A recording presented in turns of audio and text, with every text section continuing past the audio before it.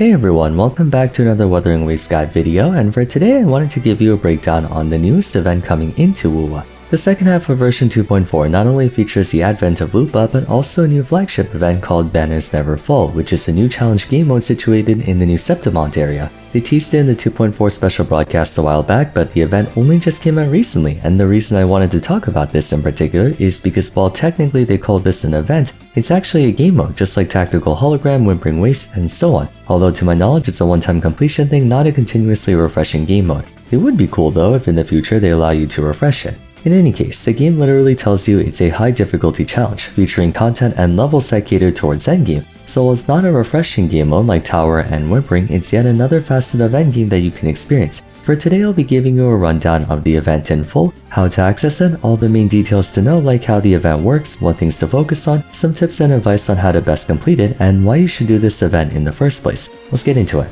To start, in order to access the event, you have to be at least Union level 35, meaning brand new players have to first get decently far into the game before they can begin the event. More importantly though, you have to reach the bell tower in the main storyline, essentially being up to date on the main quest. There's no spoiler access mode like for previous events where you can get into the event without being caught up with the main story. Shouldn't be too much of a problem though, we have a skip button, so those who just want to get to the content you can do it pretty quickly, and like I said, Banners Never Fall is permanent, you can take as long as you like to complete it. Those are the two prerequisites necessary to begin the challenge. Now let's talk about what that challenge is. Sequestered in various spots across Septimont are target points containing high-level enemies you have to kill. In order to do so, there are two metrics of interest you have to pay attention to: Glory and Trial level. Trial level is your account's minimum level, while Glory level is your account's current level. Basically how it works is that as you go from one challenge to the next, your Glory and Trial levels will increase. But if and very realistically when you fail a challenge, your Glory level will decrease up to as low as your Trial level, if that makes sense. Why that matters is because you can temporarily increase your Glory level higher than your Travel level, letting you take on enemies with a higher Glory rating than you, albeit temporarily. There are three central ways of upgrading your Glory. First, completing area challenges, the aforementioned powered up enemies, and claiming the banners of those areas. This is by far the best method of raising your level and the only way to increase your minimum Trial level too. The second way is to clear random enemies within the surrounding area, which can slowly increase your Glory. The final way is by quite literally getting good at fighting. You can temporarily increase your Glory level by as much as an additional 100 through battle engagement points, acquired by attacking, counterattacking, and dodge counters, essentially staying in combat. However, in return, taking damage will also lower that temporary level bonus, so you can effectively think of it as a combo counter of sorts. The more you can successfully attack enemies without getting struck back, the higher it goes. In theory, this means you can take on challenges with a far higher rating than you by artificially boosting your Glory level through being a god at the game. That's not to say if you suck at fighting you can't take them on, but enemies with a higher Glory level will be significantly harder to kill and deal more damage against you. They give you the option to naturally raise your level, but for those who can skill diff and dodge everything, you are afforded the option to practically brute force your way through, as there's no time limit to these fights.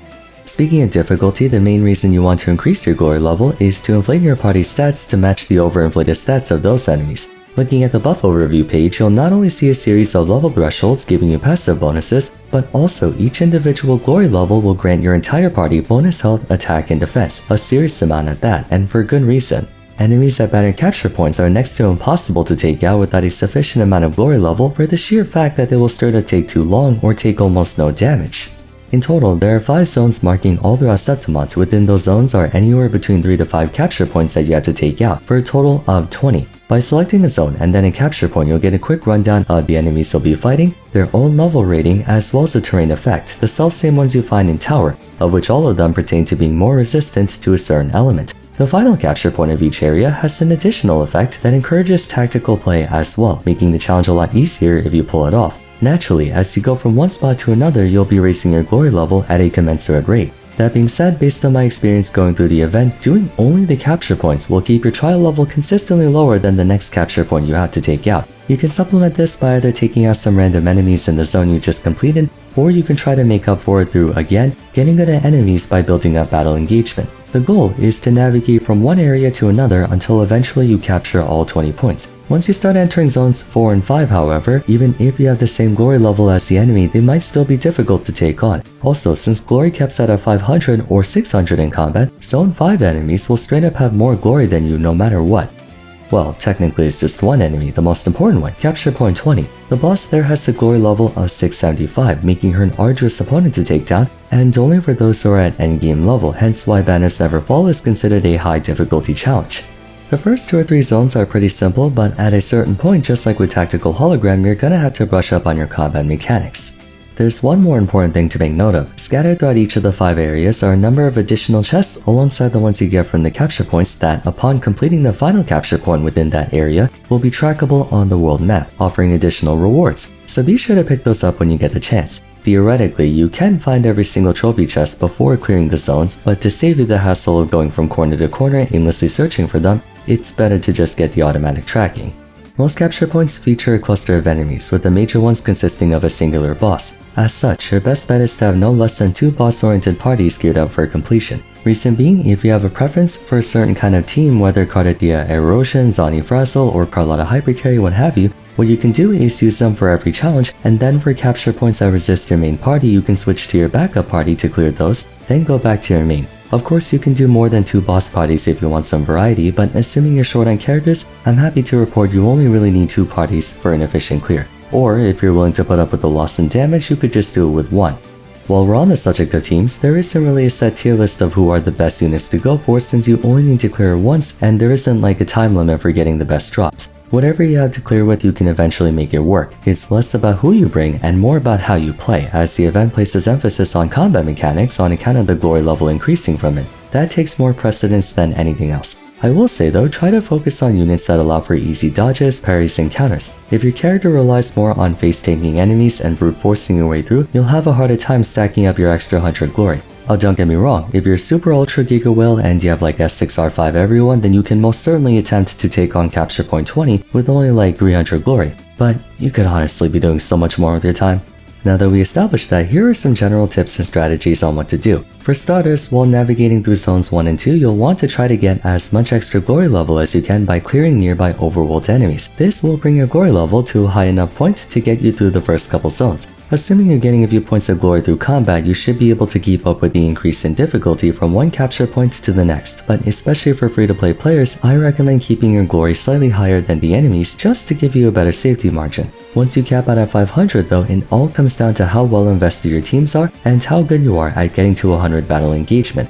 Like I mentioned before, your natural glory level can only go as high as 500, but to take on the Capture Point 20 boss who has 675, you have to get as close to 100 glories worth of battle engagement as you can, otherwise you're in for a long fight, or potentially an unwinnable one, because even with a near 700,000 HP Cardathia, you can still get 3-shotted, let alone a character who doesn't scale off HP. Dodging, parrying, and whatnot are just as crucial against Arsenosa as it is against level 100 Tactical Hologram, so treat it accordingly. While you can challenge capture points infinitely, do keep in mind that failing challenges will drop your glory level to your trial level if the former is higher.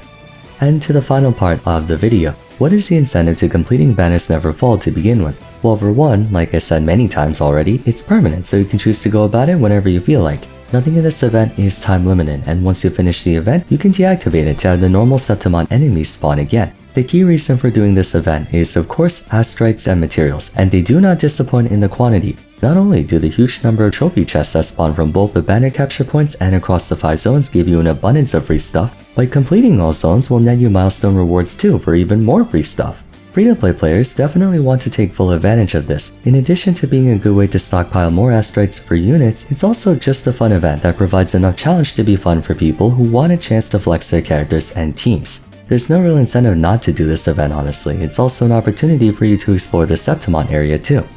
That about covers everything about Banners Never Fall. It's a really cool event and I'm glad Kodo was generous enough to make it a permanent one too. And I mean fully permanent. Normally, flagship events can be replayed but you still miss out on time limited things, but this one offers you the full range of items and rewards to access at your leisure.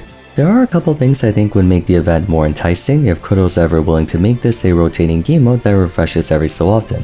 Well, the first suggestion would be to make it that. Have it refresh with new enemies and challenges every so often. Alternatively, if they're open to changing the location so that a new set of 20 capture points and 5 zones opens up elsewhere in Renacida, or maybe back in Huanglong or potentially in the next area, that would also be really cool. I feel like a lot of people wouldn't mind having this being a recurring thing or even expanded upon, but for the purpose it's trying to serve, a perfectly reasonable event. I have no complaints. With all that said, hope you found this insightful if you needed it, and entertaining if you wanted it. If you have any questions or concerns, be sure to leave them in the comments down below. And as always, if you enjoyed the video, a like and subscribe would be much appreciated. Don't forget to follow me on Twitter @VarsFarum, join my Discord server, and check out my other Wuthering Waves guide videos if you haven't yet. But till next time, thanks so much for watching, and I look forward to seeing you again soon. Take care.